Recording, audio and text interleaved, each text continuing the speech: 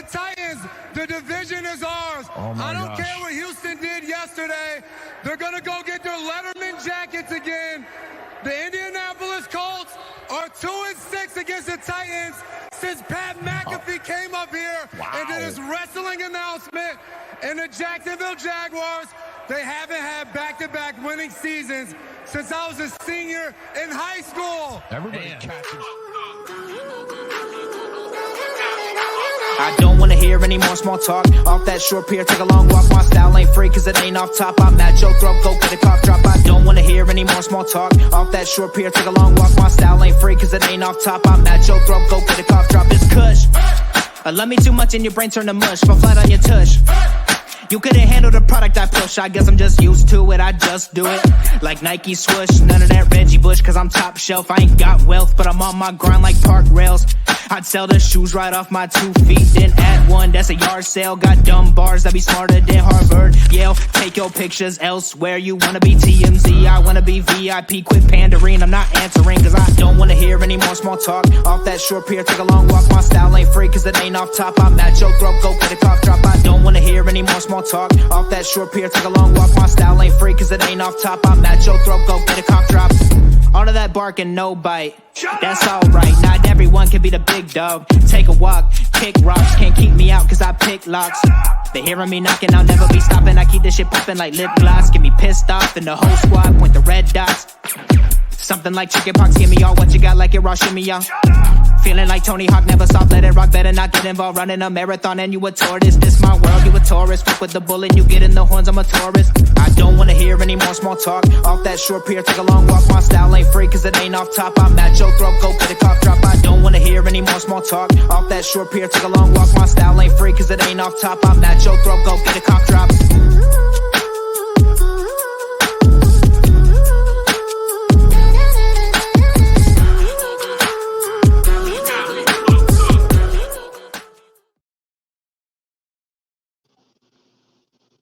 Hey everyone, and welcome to another edition of the Titans Fan Battle podcast, brought to you as always by Fan Battle Sports Network. And always remember to help us out with the algorithm, like, share, comment, subscribe, all that good stuff. And join us over on fanbattlesports.com for all the latest blog posts, opinions on your favorite teams. All 4 AFC South teams are represented.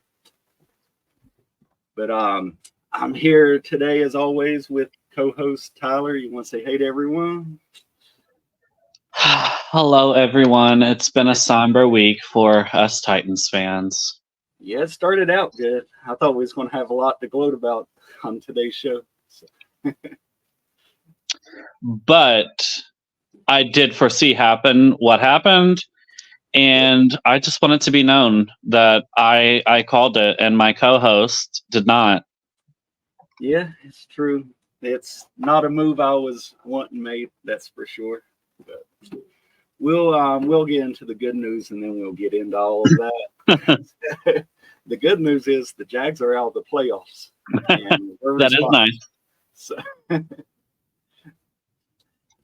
that is nice.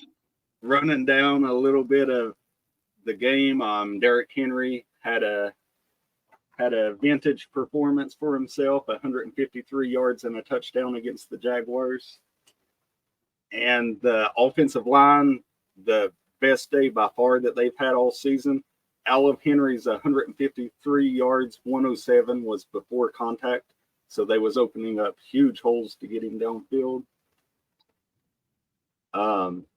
Then, of course, the offensive line allowed 1 sack, so they waited till the end of the year to actually pass block and run block for us. I mean, I guess it's better late than never, right? Yeah, it's true. They also had 2 false starts in the game, which got them to 30 on the season. And out of the last decade, they're the 5th team. So 320 possible teams, they're the 5th one to ever have 30 false starts in a season. So I was telling them on Monday night, I can't wait for the offseason to officially begin so that we can say goodbye to about 5 of these guys and never have to think of them again. I mean, the first move we need to make is to cut Dillard. Yep. Gotta be. He's not worth the money that we signed him to. Nah. If I ain't mistaken, he leads all left tackles in sacks allowed and or left tackle position as a whole. If you combine all of the left tackles we fielded, they lead the league in sacks allowed. So, and you're not going to have a good team or be able to score as many points when you have an offensive line that plays like that. Yeah. I mean, I think 64 sacks on the year, or 65 with that last one, maybe, is just ridiculous. I think third most sacks allowed in the NFL. So what do you think? What do you think the Titans do in the offseason? Do we fix the secondary, add a good wide receiver, draft an offensive lineman? What are your predictions? I think that we have to add a legit number one wide receiver.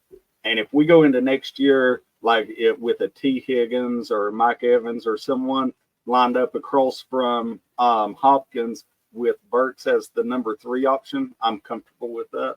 And okay. Burks is on a fully guaranteed rookie contract. So I don't think we're going to cut him because it don't save us any money. Mm-hmm. So I think he will end up being the number 3 next year. Yeah. Yeah, makes sense. Also in free agency, there's not any quality left tackles and not even any really quality right tackles, but there are some quality centers in free agency. And so if we sign a decent center and then draft one of these top 2 left tackles, I feel pretty comfortable with the offensive line with Spronsky, Brunskill, and an actual legit center because Brewer's just too small. He's getting pushed around. Oh yeah, he's very small. He's a very small center. I didn't like him as a offensive lineman for us last year. Yeah, I think he has some value as like the swing tackle. Like if we want a 6-man lining up in that tight end position or something like that. But yeah, him out there in the center of the line, he's just out of his depth. Yeah. What about you? You have any predictions off-season wants or needs? I think it's undeniable that we have to go out and get a wide receiver. We need someone to take the pressure and the double teams off of DeAndre. DeAndre is getting older, so inherently he's going to slow down. He's not going to be as fast. I don't know when that time is going to come, but it's going to happen eventually. So with that being said, I don't foresee us getting Mike Evans. Mike Evans is kind of I think he's 31. Yeah. Personally, Mike Evans is good, but he has a really good young wide receiver to complement him on the outside in Chris Godwin. So I would personally be against getting Mike Evans. T. Higgins would be nice. And I say this only to really dig in at Colts fans. Michael Pittman would also be nice since last report I read says that he doesn't want to go back to Indianapolis. Yeah, and we thought we was getting Taylor out of the division for that same reason last year, and he ended up back. I think T. Higgins is everyone's number 1 choice at wide receiver, like who they all want. But I don't know if you've seen what Joe Burrow said this week. I did not. They asked him about T. Higgins, and he basically said that his contract was worked out in a way that they didn't have to lose the weapons around him. And so the way that his contract is worked, that he expects to retain those weapons. So it may be trouble in paradise as far as the Bengals and Joe Burrow if they let him walk out of the building. I don't see that being true. They're going to lose one of those wide receivers. There's no way that you're going to have Joe Burrow making $50 million a year pay the offensive linemen to protect that quarterback, keep money saved up, because we all know that Jamar Chase is going to break the bank for them, as well as keep some premier players on defense. I don't foresee that happening. Yeah, because everybody was thinking the same thing, that the Chiefs were going to magically make it all work, and Tyreek Hill's going to the playoffs in Miami right now. So he's actually coming back to play the Chiefs. Yeah. Yeah, I would be okay with getting a good center and maybe focusing a little bit more on the secondary in free agency and trying to focus on offensive linemen and wide receivers in this year's draft. Just because this is a very deep offensive lineman draft. And last thing I read said it was also a pretty deep wide receiver draft as well. Yeah. I mean, and we've seen what rookie wide receivers can do with the Texans. But there's things that have to be immediately fixed, especially since hopefully we let Christian Fulton walk. Yeah, I don't see any way that we can keep him on the roster. But we also need another safety. Yeah, we need at least one safety and at least one corner. Yeah. Whether it comes in the draft or free agency, like we can't go and be bottom of the league again for the third straight year in pass defense. Should SMB come back?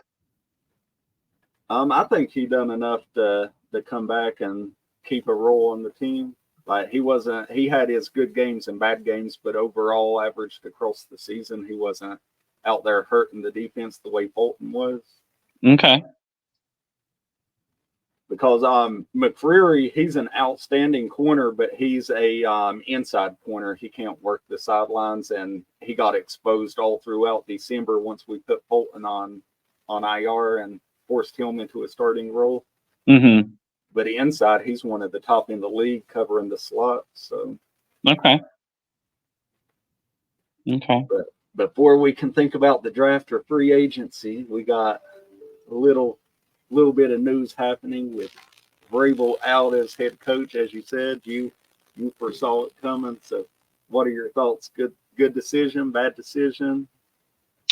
In my opinion, I think it's definitely been on the horizon after the fact that we lost to the Bengals when having the number 1 seed, and we kept going for it on 4th down instead of kicking field goals in that game. It definitely doesn't help that we had Ryan Tannehill throw multiple picks, but that was definitely, the defense carried us that game. And so one thing I will say is Mike Vrabel being a defensive coach, obviously things could have been better, but for the most part, when you have the number 1 red zone defense in the league, traditionally you would think that you're going to do well, like that you may be fighting for a playoff spot. But here we are, first week of playoffs, and our team is eliminated. So with that, I definitely think it was needed. I think that we need a new rebranding as a team, as a franchise. I think that Amy Adams Strunk, our owner, is setting a very clear message that being mediocre is not something that she will accept. Mike Vrabel is a phenomenal head coach. He's won head coach of the year. He's had a very difficult time in Tennessee these past couple of years with the massive amounts of injuries. I wish him nothing but the best. But the reason why I had a feeling that he was going to get fired this season was because I do truly think that he does not like or does not want Will Levis on that team. The reason that I say that is because in the press conference where he basically announced that Will Levis was going to take over as the starter, it didn't really seem like the same Mike Vrabel. He seemed very defeated. And maybe I'm reading too much into it. But when Mike Tomlin and Pittsburgh is had the quarterback troubles that he's had, he doesn't sound the same way that Mike Vrabel did. When Mike Vrabel announced that Will Levis was going to be the starter. So I do believe that there may have been some internal conflict between him and Ryan regarding the future of the team, because I think if it was up to Vrabel, I think that Ryan Tannehill would still be the starter for this team after this season. Yeah, I think he did look depressed and stuff on the sidelines in the press conferences. Like, you could tell he wasn't the same guy from 2020, 2021. And I think part of that is because he was losing the locker room and he didn't know how to handle it, how to stop it. Yeah. And I say that because we had multiple guys that would get cut and then instantly tweet out, "Thank God," or "Glad to be out." And we thought, like, as fans, everybody was saying, "Oh, he was a locker room cancer." T.R. Tart was one of them that, we had to get him out of there because he wasn't buying in. He was messing everything up. But then it's coming out now that the locker room was more divided, like a 60-40 locker room, with 40% not buying into Vrabel this year. And so I feel like he felt he was losing the team and, like, didn't know how to stop it. It was just a boulder rolling downhill and he couldn't get no traction to stop it. Yeah. And I can see that. Also, the owner, like, if you remember years past, anytime they was in the same room, they had their arms around each other, embracing each other. Like, that, there was memes about them having affairs and everything because they always had their arms around each other. This year, I've never even seen them shake hands this year. And after the Jaguars game, Vrabel stood outside of the locker room, and as everyone came in, including Rand, he gave him a handshake and a hug. And Amy went around him and entered the locker room from behind him to avoid him. Like, they didn't even make eye contact. Interesting. So it definitely seems like there was a rift there. And I think part of it is Tim Kelly. Okay. The reason why I say that, if you remember, Mike Mularkey got fired. He won a playoff game in 2017. It was their first playoff win since 2003 when Steve McNair was starting for quarterback. And she gave him a 2-year extension, and then 24 hours later, she fired him. And the reason she fired him was because he refused to fire his offensive coordinator because she didn't like the offensive philosophy that he was using. And then Vrabel hangs on to Downing for 2 seasons and ends up costing us a playoff berth last year. And then he promotes his friend, and then we have this season this year. And I think that she might have wanted him to pick someone else and modernize the offense. And he was loyal to his friends and wanted to give Kelly another year. Interesting. I can see that. Here's the thing that I struggle with. I think how Amy responded to the media regarding Vrabel's firing was very poor. I do. Yeah, I agree. It almost came across in a sense as she was bashing him. And personally, if I am some of these coordinators out there and I've got multiple offers and multiple people, calling, wanting to interview me, after hearing what, an owner is saying about a coach she just fired, that's going to leave a bad taste in my mouth. And that's not necessarily, that may not persuade me to want to go there. Yeah. I just feel like, I feel like it was very disrespectful. I mean, she can disagree with how Vrabel ran things, and that is totally fine. I definitely would have done things differently as well. But how she handled that, I have zero respect for. Yeah, the thing that bothered me about the way she handled it was she didn't include Rand in the firing process. Her and Rand both say he had no input, no say whatsoever, which the GM is there to hire and fire players and coaches. And which the reasoning behind that I get, because Rand didn't hire him, so she didn't want to put the burden of being the bad guy on him to fire someone he didn't hire, which is fine, except she then gives a 5-minute interview on a closed set to an in-house reporter where everything's scripted and she doesn't have to answer any hard questions or follow-ups, and then sends him out in front of the media, and he's got to sit there for an hour and try to justify her decision. And to me, she should have been sitting behind that table with him, because she's the one making the decision. She's the one that needs to answer to it. Oh, I agree with you. That I do agree. Yeah, and the other thing I don't like about it is the timing. Her justification for not pushing Carter for a trade was that she didn't want to go to the back of the line and getting coaching interviews. But we can't interview coaches for 2 more weeks. Yeah. So why not spend another week or 10 days and try to force the Patriots' hands if that's where he's going to end up, and make him give you something for him? Well, I think that there was so much uncertainty at the time with what was going on with Bill Belichick. Yeah. There was definitely rumors that those rumors came to fruition, and the Bill Belichick and the Patriots ended up parting ways.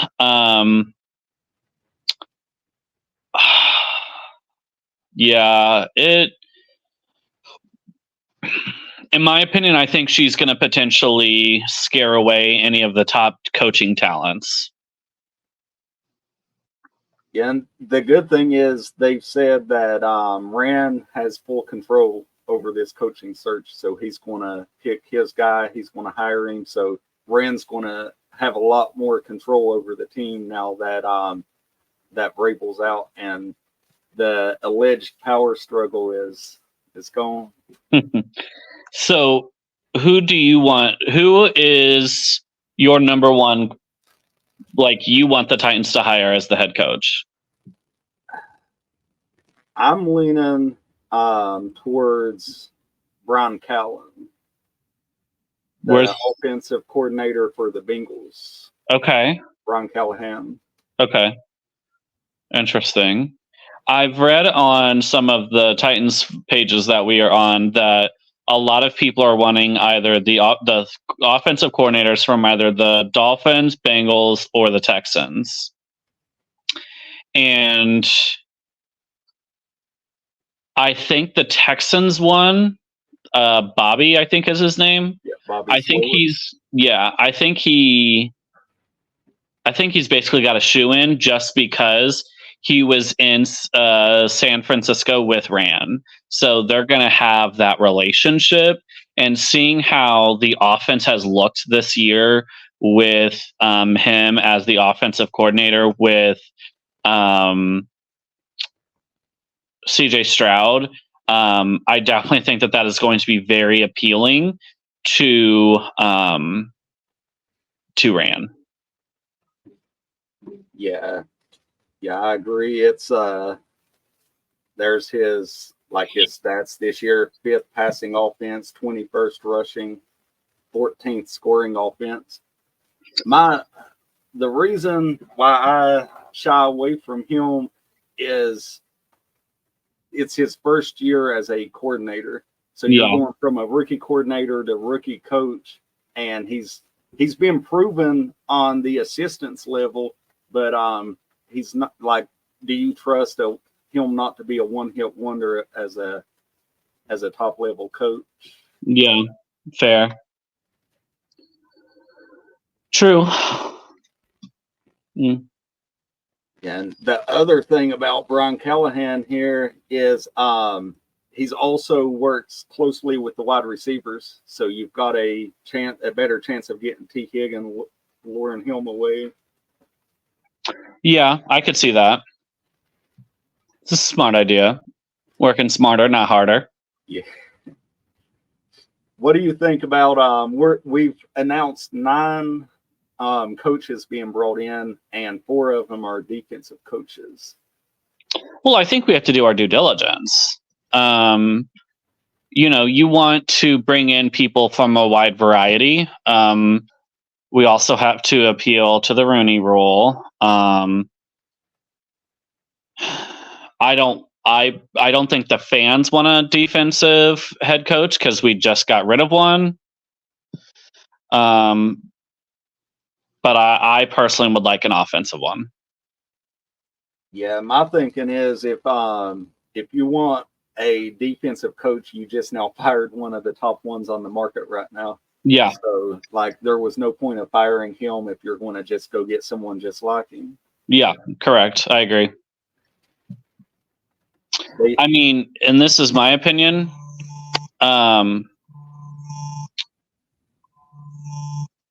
There's a 6-time Super Bowl winner that just is no longer on his team. He should at least get an interview. Yeah. I think the 6 Super Bowls, the 6 Lombardi trophies. I almost said Heisman. The 6 Lombardi trophies. I think speaks for itself. Yeah, but do you think he will? They're saying that we have no interest in him or in Harbaugh. And I guess I just don't understand. Like, I get, Bill Belichick has the past couple seasons, he's been really rough. But he did take a rookie quarterback to the playoffs. Yep. I just think, he's also, again, defensive coach. And Harbaugh, also defensive coach. But I think, if I remember correctly, a majority of the people that we have requested to interview, they're pretty young for the most part. Oh, yeah. They all are, except for Dan Quinn and the Lions defensive coordinator, Aaron Glenn. I think those are the 2 oldest ones. I hate to say this, but I don't want Dan Quinn as my head coach. He was kind of a bad coach in Atlanta.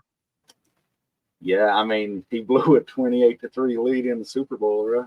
Yeah, I don't think I would want him. I don't want a defensive coach. Period. Point blank. Period.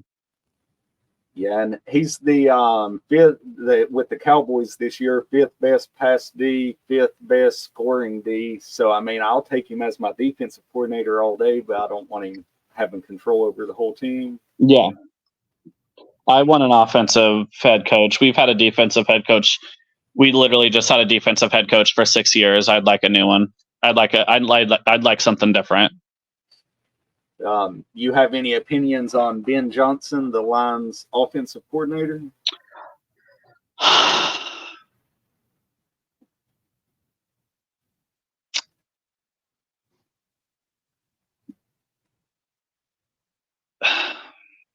No. He's getting a no from me. The reason why is because he wants Bill Belichick money. That's true. I've heard he's asking for everything. He's asking for over $15 million. And Bill Belichick, who was the highest paid coach, was making 20. The one good thing about having a high paid head coach, well, I'm speaking from college. I don't know if it's the same in the pros or not, but in college, the head coach hires their own coordinators. It comes out of his salary. So the more money you give them, the better their coordinators are going to be, because they'll have more money to give the coordinators. Huh. Interesting. Didn't know that. I don't know if that's the same for the pros, though. I don't think it would be. I think that would be the team paying the coordinators. Probably. Then who else do we have? The Eagles offensive coordinator. We've given him all of our players. We could go after one of their coaches, Brian Johnson. I'm pretty sure that's also a rookie offensive coordinator. Yeah, it is. Yeah, he's a pretty young guy, too. And the most interesting one to me was Mike McDonald, the Ravens defensive coordinator. A lot of people were really rooting for him. Yeah. You know what's really shocking to me? The Rams defensive coordinator has not been requested to interview. Yeah. And he's been there for quite a few years.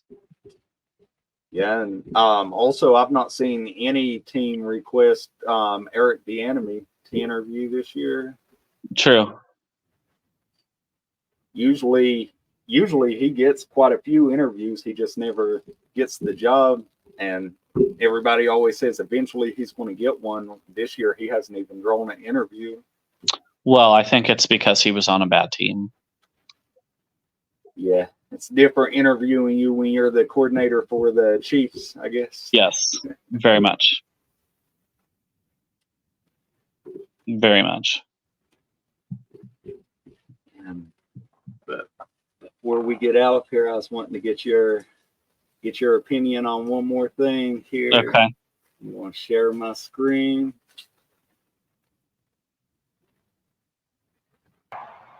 Fans, I just want to say thank you for the greatest 8 years of my life, the ups and the downs. Y'all been there for everything through the adversity, watching me grow as a person and a player, always supporting me. I love y'all. I love seeing the 22s in the stadium. Hopefully I was an inspiration to all the young kids and everybody in the community. Just thank y'all so much. And God is good. And tighten up there. So you think that's his final goodbye, or is there still hope that he's back in 2024 to finish his career? I mean, why would I not want King Henry to come back to the Titans? Yep. Second in rushing this year. So. Yeah, I mean, I hate to see him go. That would be a letdown. I mean, that's the team over. That's someone who's been with the team for nearly 10 years. Why would you want to get rid of him? I mean, yeah, like you had a rookie running back who's shown flashes, but like you've got Derrick Henry who's going out there and rushing for 160 yards against the Jacksonville Jaguars and carrying the team on his back. Yeah, and like I remember Eddie George watching him play for the Cowboys and Chris Johnson playing for the Cardinals, and it never does feel right. More recently, Jarrell Casey going and playing for the Denver Broncos. Yeah. And that didn't turn out well. Nah. If he does go, where you think he ends up, or where would you want him to end up? I think he ends up wherever Mike Vrabel goes. Yeah, that's what I've been saying. You know what I wouldn't be shocked by? Patriots. Yep. And I don't know, was Ezekiel Elliott's contract more than 1 year? I think he got a 2-year. So you could end up with Vrabel as the coach and Henry and Elliott sharing carries in the backfield. Yeah. That would give Vrabel his run heavy offense. He wouldn't ever have to pass it as long as he can coach up the defense. That is true.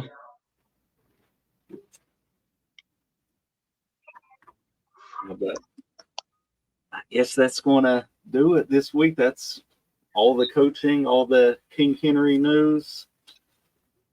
Maybe over the next couple of weeks, we'll have some more definitive coaching news to come in, and then the real fun starts because what coordinators are going to get fired, who's going to get kept, who's coming in new.